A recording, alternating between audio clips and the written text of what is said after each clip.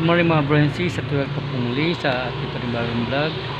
Ang video po natin ngayon ay tungkol sa seminar po na gaganapin po namin ngayong araw na to sa MDRML. Sa seminar po kami sa orientation. So oral po kami ngayon, so tomorrow daw actual. Ayun, tungkol doon sa mga aksidente, kung paano daw i-handle yung aksidente na kung pwede bang galawin, ano dapat gawin, yung proper handling po sa mga aksidente. So kami po ng mga tanod ang seminar po ngayon dito sa aming barangay hall. Request po yun ng aming kapitan dito sa Colgante, si Kapitan Dennis Ganseño po. So tara po, samahan niyo po kami.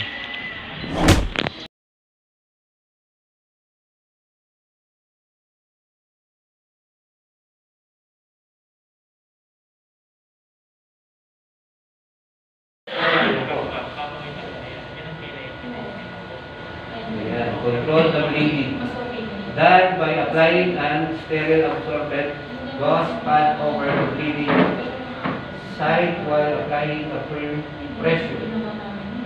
The dressing can be secured by a bandage or sling. Yun nga po, kung grabe yung pagdugo, kailangan may pressure. Kailangan, yun nga, bandage, kung isa pa lang, kailangan dagdagan sa kamigpitan para hindi mo continuous bleeding mo habang tinatakbo. Continuous assessment, observation of shock. Signs and symptoms: pain, cyanotic, cold and clean skin, irregular breathing, weak rapid pulse, weakness, thirsty sensation. Ito po yun. Na hindi natin basta-basta bibigyan ng tubig. Yung po kasi yung natin, gawin natin minsan eh. Akala natin napapakalma natin yung na-aksidente. Bibigyan natin siya ng tubig agad. Ang totoo po nun na yan. Kasi nagkakaroon siya ng rapid pulse. Pag nag-rapid pulse, nagkakaroon ng obstruction na yun. Hindi nakakapasok yung hangin para sa circulation ng blood. Para umuportable yung aksidente. Kaya nagkakaroon siya, yan, dry skin. Para siya namumutla. Dahil nga nagkaroon siya ng state of shock. Irregular breathing. Yung irregular breathing kasi, sa amin kasi, pero kami, sa training namin, may mga proseso kami na bigyan namin ng pag-hinga mo. Every minute. Para makapag-assess kami, kung kailangan mo ng oxygen, hindi.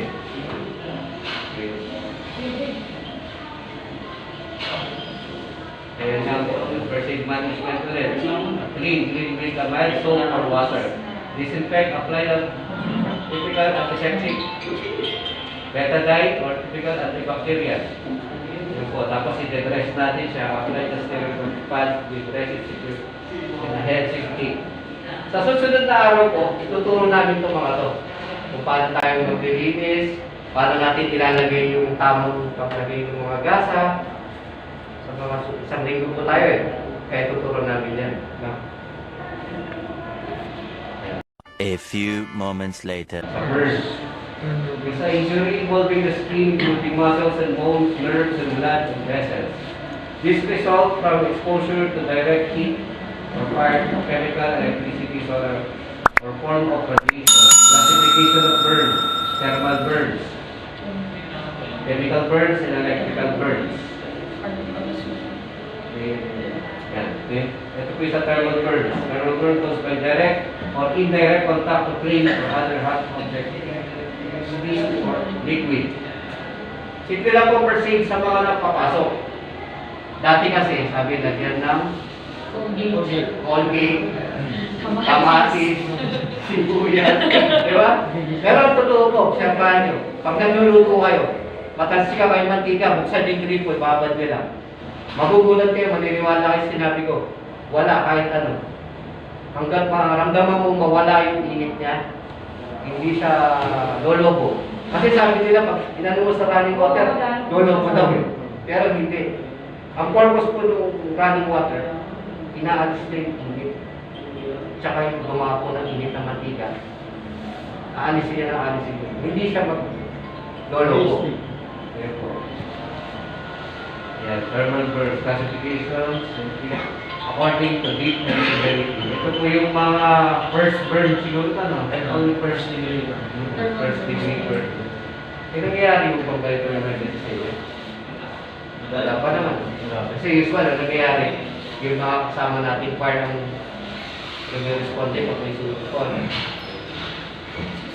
Yung mga bahay siguro. Sa bahay na lang Bahay po siguro. siguro. Oo, sa At least, bahay. nalalaman kahit doon mangyayari sa bahay mismo at alam na nila yung kanilang first Opo. na gagawin. Ayan, second degree.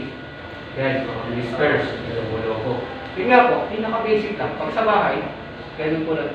Ganun gawin natin. May nangyari po ako na respondihan, matagal na. Sa may harapan na ay sa may simbahan, sa plaza. Nagtitinda siya ng gas. Yung mga gas na oo. Eh, yung problema, subako. Sulit siya, pumunta ng fire. Ang ginawa ko pang first aid, naghanap ako ng hose. Pinaupo ko siya. Pinapaliguan ko siya. Doon na siya. Bago dumating yung ambulansya, pinasabi tuloy-tuloy lang. Hindi siya nagka-blisters. Tapos pagdating na hospital, na first aid lang siya. Nagkaroon na siya ng mga markings kasi marami yung gas na naano sa kanya. Pero buhay naman siya. Kaya importante po yun na yung water ano. Pero kung social ka, may pera ka, may mga ointment ka. Ointment. Mahal po yun. Ito po. Affect the first and second layer ng skin ito. Grabe na to. Kailangan na ng medical, ano na po ito pagka ganyan.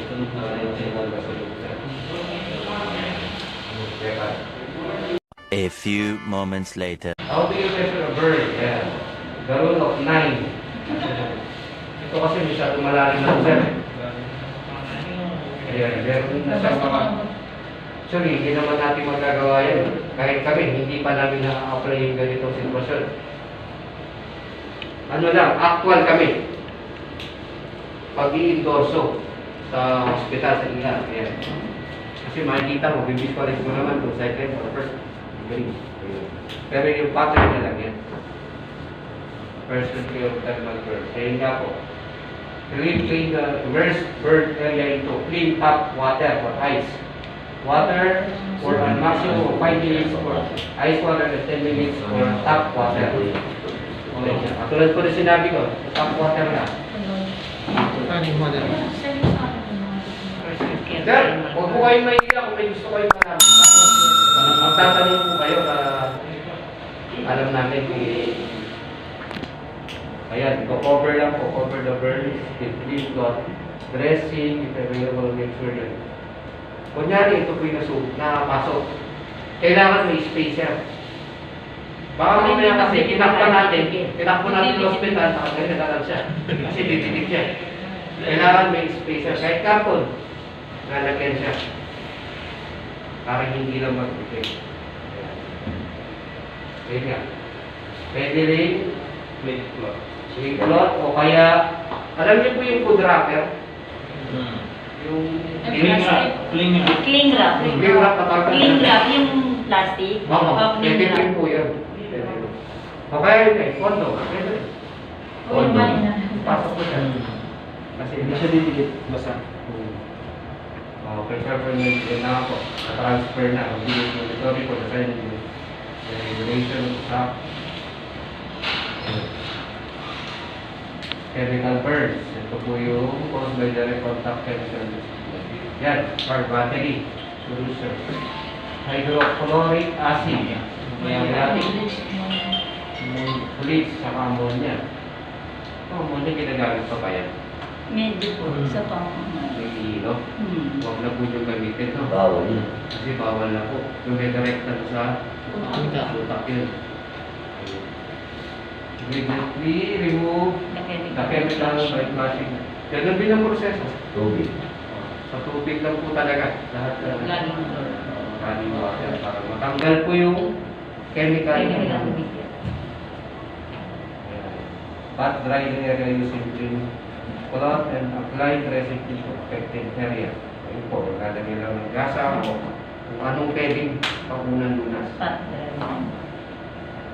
Yan, pag sa mata po, anong chemical, yan, 20 minutes using a low pressure.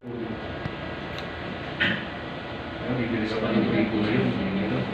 Pabaliktad. Hindi ba rin yung tela, di ba? Tapos, ilagay sa mata na ganyan.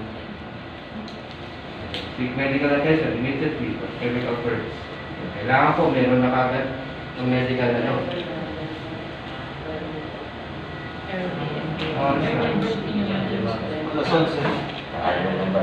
Okay pa kung ba kayo? Naiintindihan ko kayo sa mga sinabi natin. Actually, na-orient para po tayo. Ang pinakamaganda po yung bukas. Lahat, actual na tayo lahat bukas. Sa lahat ng open moon, lahat. Patuturo namin sa inyo. Pati yung proper na endorsement, pati yung proper na asikaso sa pasyente pag nasa loob na ng ambulansya. Ngayon, ano lang po tayo, no? Kasadantala mo. Airway breathing emergency. Ito ba ito? Foreign airway obstruction. Ito po yung choking. Ayun na tayo ng marami. Nabilauan na. Ito ka lang yun. Ayan. It's a life-threatening medical emergency characterized by blockage of an air passage into the lungs, secondary to the inhalation and discharge of food or another object. It caused by an object from outside the body, also called the foreign body, blocking the airways. Obstruction. Kakaroon ng obstruction. Pagkain. Sa lalim, sa bata, bariya. Diba? Nakakatakot yun. Marbles. Suko. Okay, pare. Yan, two types of obstruction. Anatomical obstruction. When the tongue drops back to the obstructed tongue, other causes are acute asthma, throat, diarrhea, swelling, or whooping cough. Ibig sabihin, ang anatomical, Yung nanggagaling sa loob, yung pagiging obstruction. Kung baga, yung nabubulunan o Hindi, ano. yung ano yan. Yung, kunyari yung dila yan, ang wala na Dila na. Kasi di ba yung dila natin, kaaba yan. Pwede yan ang matras yun. Pwede yung magsanhining pang-choke mo yung dila. Isa nasasarapan yung bulog natin. Bigla tayo, na ano ba, nasasamid ka. Yun po yung anatomical obstruction. Nasa loob ang problema ng pag-choke. Mechanical obstruction when the foreign object lodges in the iris or airways while in the liquid. Ito naman po, yun yung naisusubo na obstruction. Kaya nag-choke ka. Okay po. Classification of airway obstruction. Mild airway obstruction. Obstruction in which patient can still talk, make a whistling sound, answer the question. Yun po. Pag responde tayo na to choke, diba? Ang universal na nakaganyan yung tao. Ibig sabihin, to choke siya. Pwede niyo pong pang-assessment yung paubuhin siya. Oo. Ano pa ba? Hindi ka makapagsalita, yun po yun. So, gagawa ka na ng first aid mo, yun nga yung handling maneuver namin, papakita mo namin. Yan. Difficulties, silence in the nose, difficulty of ability to speak or cry out. Yan. Hindi na makapagsalita dahil nga sa pinano na siya. Yan. Yan. Stand behind person, put your arms in. Hindi, may video ako dyan pare. Yan. Para papanood na natin sa akin.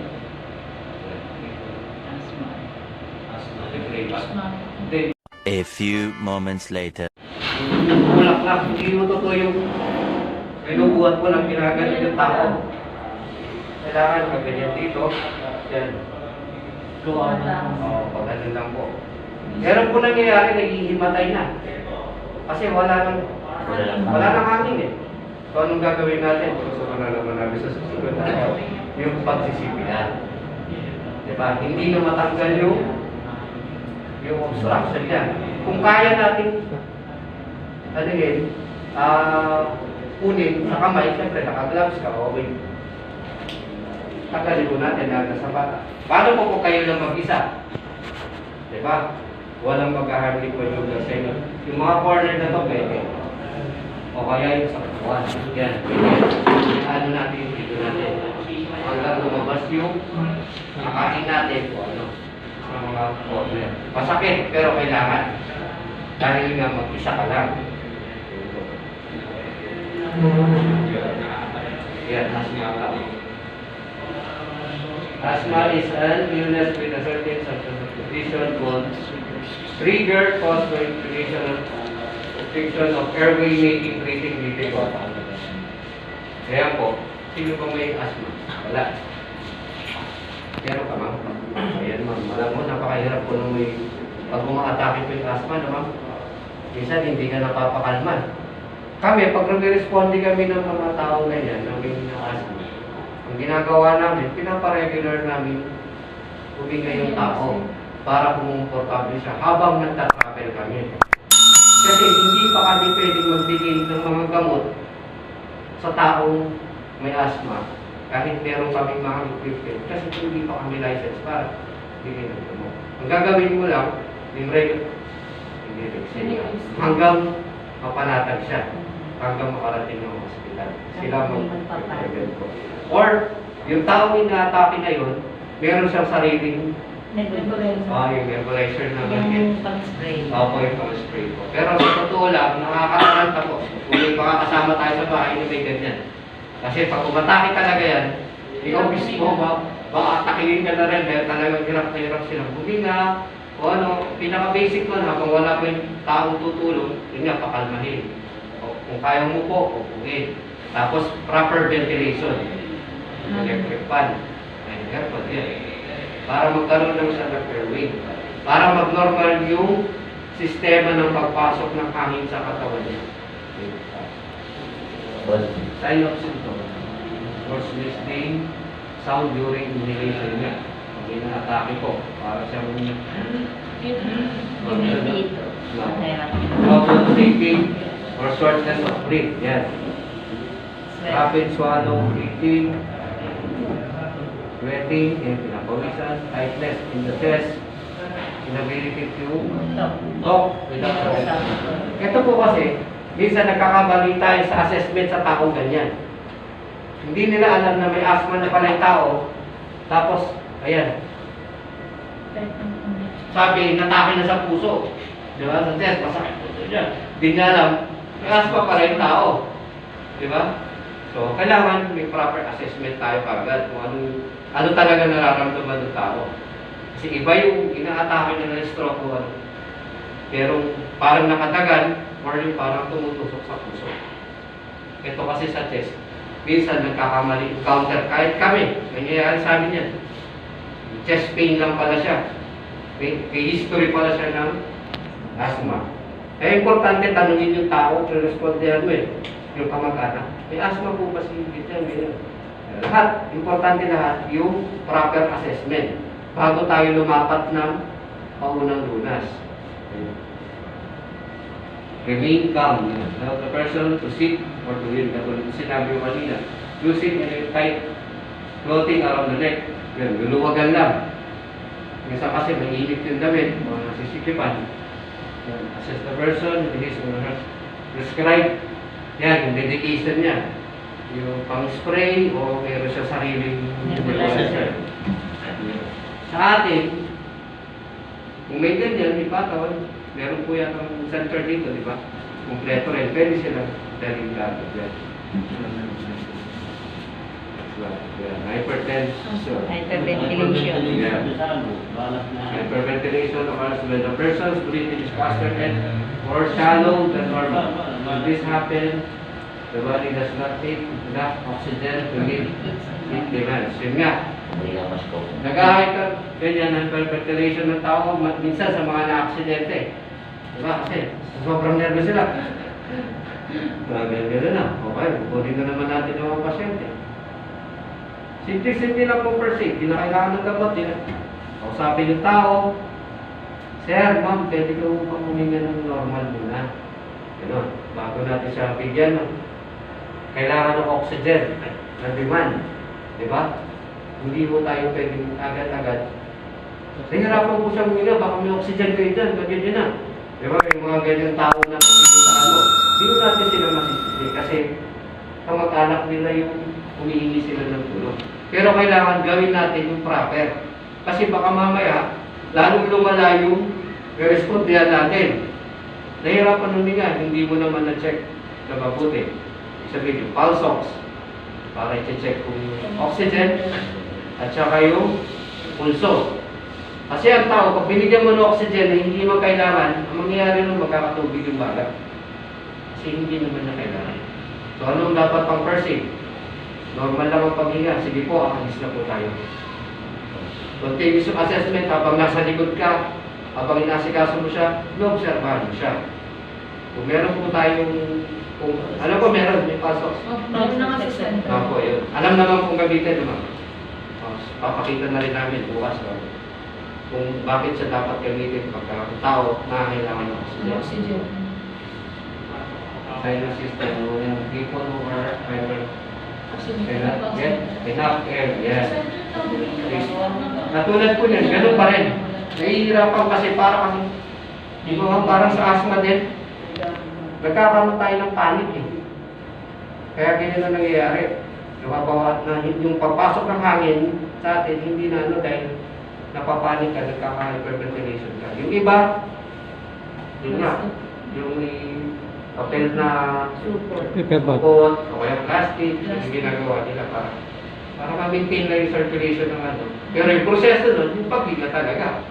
So, kahit wala nun, kaya di mo silang i-perceive na, sige ma'am, upo po tayo. Tingnan lang po tayo ng ayos. Hanggang pumalma, wala na yun. Yung illness na yun.